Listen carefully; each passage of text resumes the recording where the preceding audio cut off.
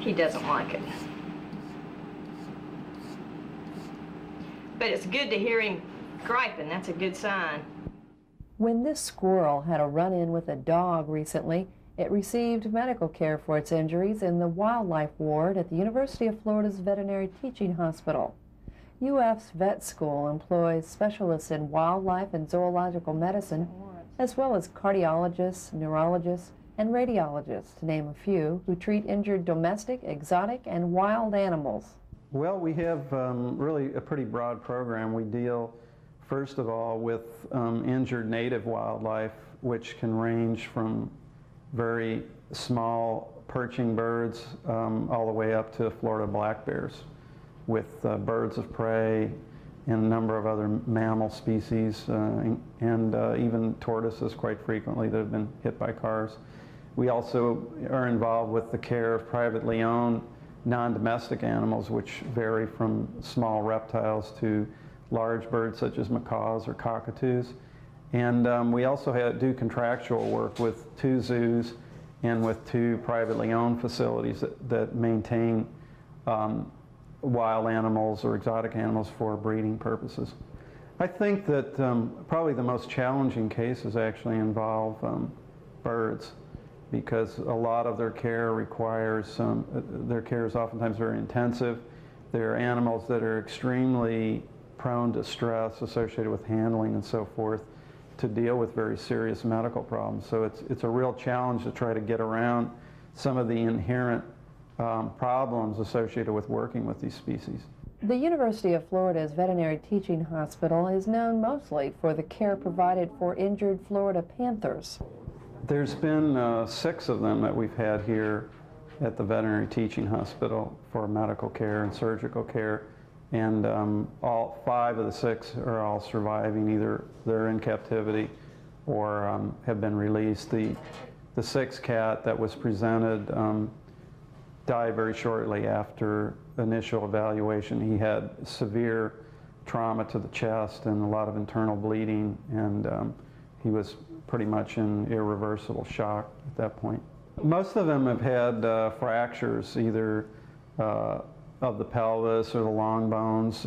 We had one that had a really severe fracture of the shoulder blade or scapula. And the others have mainly had soft tissue injuries and no fractures associated with a vehicle impact. The Florida Game and Freshwater Fish Commission provides funding for the care of injured panthers. Private zoos and domestic pet owners pay for the medical costs incurred for their birds and animals. Dr. Colia says the Veterinary Teaching Hospital has picked up the cost for the Florida wildlife they treat, a cost which runs about $18,000 to $20,000 a year. The ultimate goal is to return wild creatures back to the wild after they receive medical care. But oftentimes that's just not possible because of the extent of the injuries. Many of those animals and birds end up here at the Santa Fe Community College Teaching Zoo.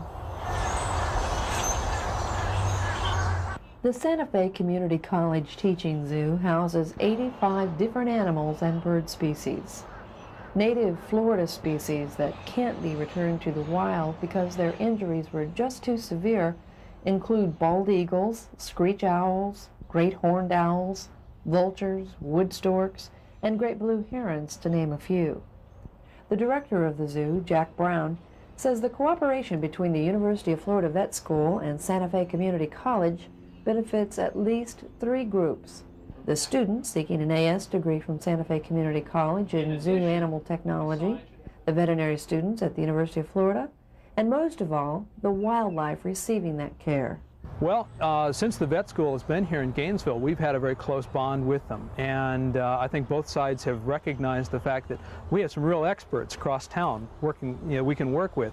As I said, when we find an animal or an animal is brought to us, we immediately get it to the vet school because they're the experts in putting the animals back together and getting them along the road to recovery. We have so many hands here that we're a natural outpatient clinic. Plus, we want the experiences for our students. We have a new class of students every 6 months, and every class of students needs to learn how to handle raptors, needs how to handle birds of prey of all different sizes and shapes, waterfowl and all that. And so we welcome these animals coming over from the vet school as part of our sort of our lab extension. One of the real positive aspects about working with the vet school is the number of animals we're able to re-release. Oftentimes they go to a third member of our group, and that's Florida Audubon, and they will re-release those birds back into the wild. Since I've been here, and especially like within the last 10 years, I think we've re-released about 10 or 12 bald eagles. The female that we have right now, the male that we have right now, are really the exception. They're the ones that couldn't be released because of the severity of their injuries. Most of the eagles that we've dealt with have indeed gone back to the wild and are living there now. Brown says 80% of the animals and birds that recuperate from injuries at the Santa Fe Zoo go back to the wild.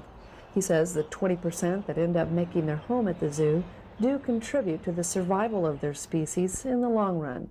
Through zoo educational efforts about wild animals and birds, Brown says children will learn how to take care of Florida's wild creatures to ensure the future of the state's wildlife.